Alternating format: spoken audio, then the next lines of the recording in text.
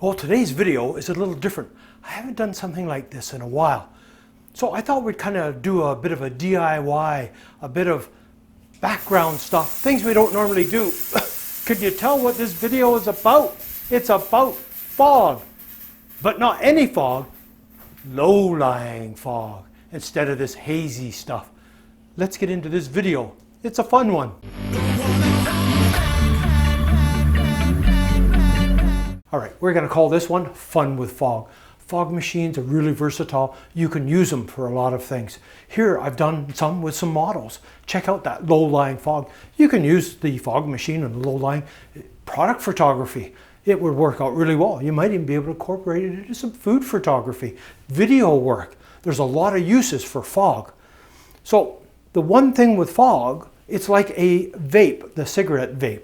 The liquid is heated. What happens? It gets warm. Warm air rises.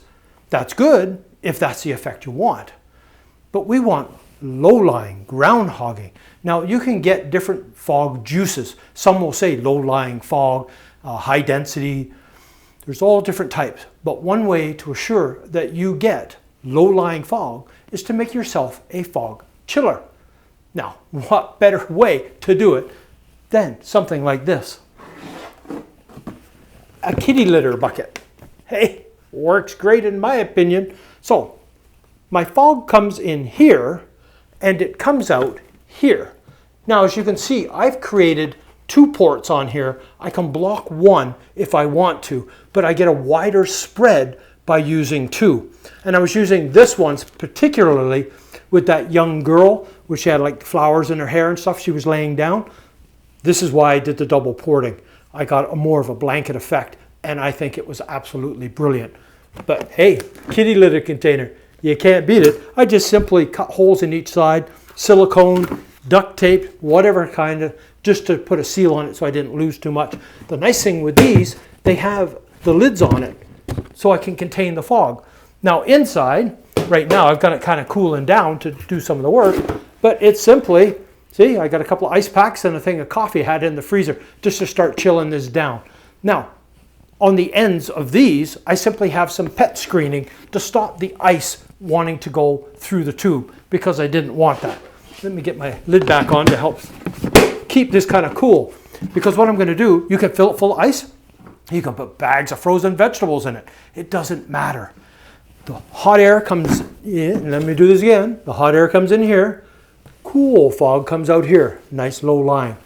Now, there is some other tricks that we can do with this to really ensure that we get some low-lying fog. One is getting something like this. This is like dryer hose, but it's a small size. It's not that big. You can take this and you can see the length of it and it'll stretch right out. But if you take this and not throw it around like that, you know, and you can curl it up, right? So you can make rings. So the fog doesn't care what direction it's going. It'll follow the tube. So I could take all this, put this to my in port and my out port inside my high-end fog machine, chiller, and it's allowing the fog to stay in the bucket longer because the fog has to travel around and it's getting colder as it does it. So when it comes out, you get a lower hugging fog. Now, the other thing is I can put this on the out port like this, block this one off. Now when I go to do it, I have a long hose that I can run to wherever I need. So whether it's a video where I'm trying to hide the fog part and the fog machine, I can have it offset and sneakily hide this in somehow.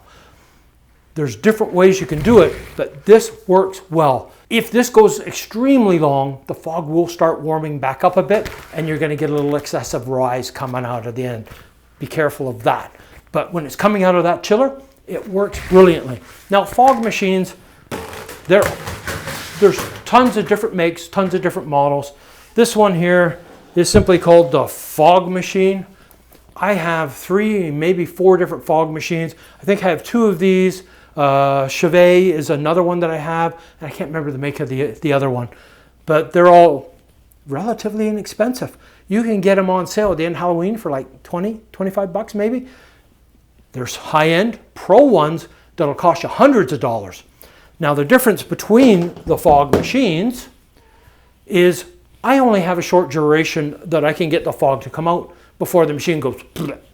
So I get a burst of fog and it dies off. The pro high-end ones, they can send out a massive blanket, a long blast of fog. So if you're in the market for fog machine, figure out what you're going to use it for. If you're just doing some product photography and you want some little bursts, these work brilliant. If you're doing it with a model and shorter sessions, these work brilliant. You can go with a higher density fog and the fog lasts longer. But if you want like concert stage type stuff, look at the professional fog machines. Can't go wrong with that. And they have professional chillers as well that you can purchase. I'm just trying to show you a DIY version of it. Now, let me show you an example of the fog just coming out of the machine as it is.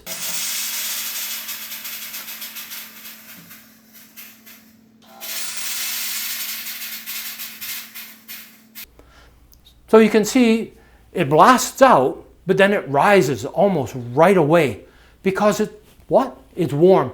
Warm air rises. Now look at it coming out of my chiller.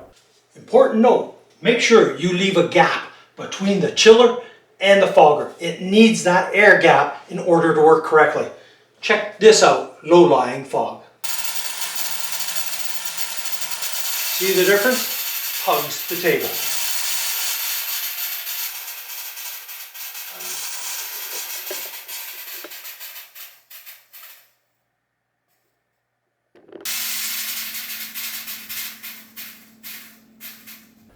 Well, there's a difference. It's tending to want to hug the ground longer before it starts to rise.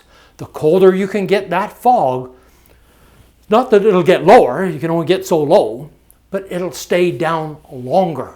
And that's the trick, to get your fog not only low-lying, but to get it to stay down longer.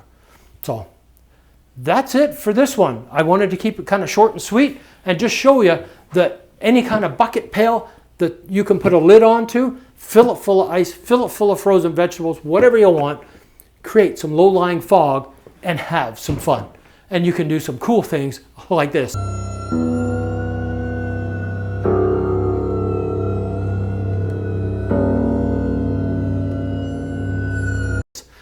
I think that's pretty good, especially if you put a light in there for Halloween, you can really freak the kids out. So anyways, I thought this one would be a little different for you. Something to get your creative juices and your creative mind working.